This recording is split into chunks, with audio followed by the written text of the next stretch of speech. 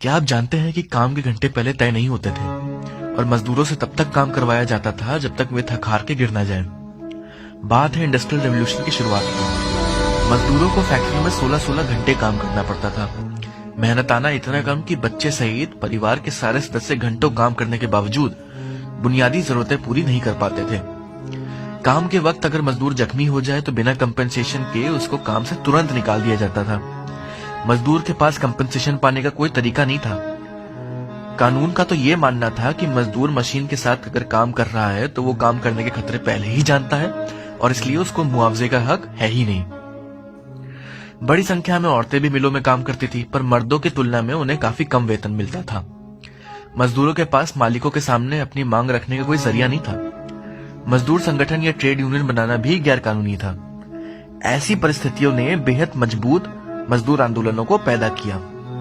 मजदूरों ने अपने श्रम की ताकत पहचानी और अपने हालात को बेहतर बनाने के लिए मिल मालिकों से अपनी मांगे मनवाने के लिए, कलेक्टिव बार्गेन को मजबूत करने के लिए हड़तालें की। हड़तालों ने साबित कर दिया कि मिल मालिकों की सारी मशीनें, कच्चा माल, सारा का सारा पूंजी सब बिना मजदूरों के बेकार है। दिन में काम करने के घंटे सिर्फ 8 हो, इसके लिए शिकागो में मजदूरों ने 1886 में हड़ताल की। उनकी रैली पर पुलिस ने गोलियां, जिसमें कई मजदूर मारे गए। इतने संघर्षों और कुर्बानियों के बाद ऐसे काम के घंटे को तय किया गया है। न्यूनतम वेतन को तय किया गया है। काम पर जख्मी होने पर या मर जाने पर मुआवजा पाने का हक मिला है। समान काम के लिए समान वेतन के कानून बने हैं। मजदूर वर्ग की राजनीति ने दुनिया को बदल दिया।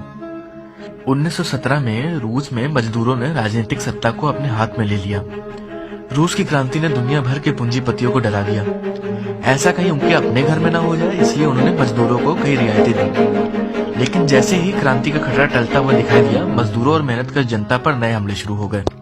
भारत में 1990 के बाद से ही सरकार लगातार लेबर लॉस को डाइल्यूट कर रही है। काम के घंटे बढ़ना, पक्की नौकरी की जगह कॉन्ट्रैक्ट नौकरी, पेंशन का खात्मा, मिनिमम वेज लागू न करना, ये सब सरकारी तंत्र का रोज का काम हो गया है।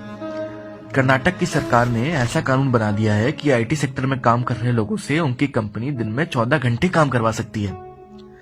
अगर आप खुद को मजदूर नहीं भी मानते हैं, आपकी नौकरी में पेंशन नहीं होगी, काम के घंटे 8 से ज्यादा होंगे और विरोध या हड़ताल करने पर शायद आपकी नौकरी भी चली जाए। 1990 से लेकर आज तक जो भी धीरे धीरे हो रहा था, इस सरकार ने एक झटके में करने की कोशिश की है। दशकों की जद्दोजहद से जो हक मजदूरों को मिले, उसे 4 नए लेबर कोड से सरकार एक झटके में खत्म करना चाहती है। इसके बाद मजदूरों के पास ना हड़ताल करने का अधिकार होगा, ना न्यूनतम मजदूरी की गारंटी, ना छटनी के खिलाफ कोई कानूनी प्रोटेक्शन। 12 फरवरी की हड़ताल सरकार और कॉरपोरेट के हमले के खिलाफ मजदूरों की जवाबी कार्रवाई है। इस सीरीज की अगली वीडियोस में हम एक्सप्लेन करेंगे कि 4 लेबर कोड्स पुराने किन कानूनों को बदलेगा और इसका असर आप पर किस तरह होगा और कैसे होगा।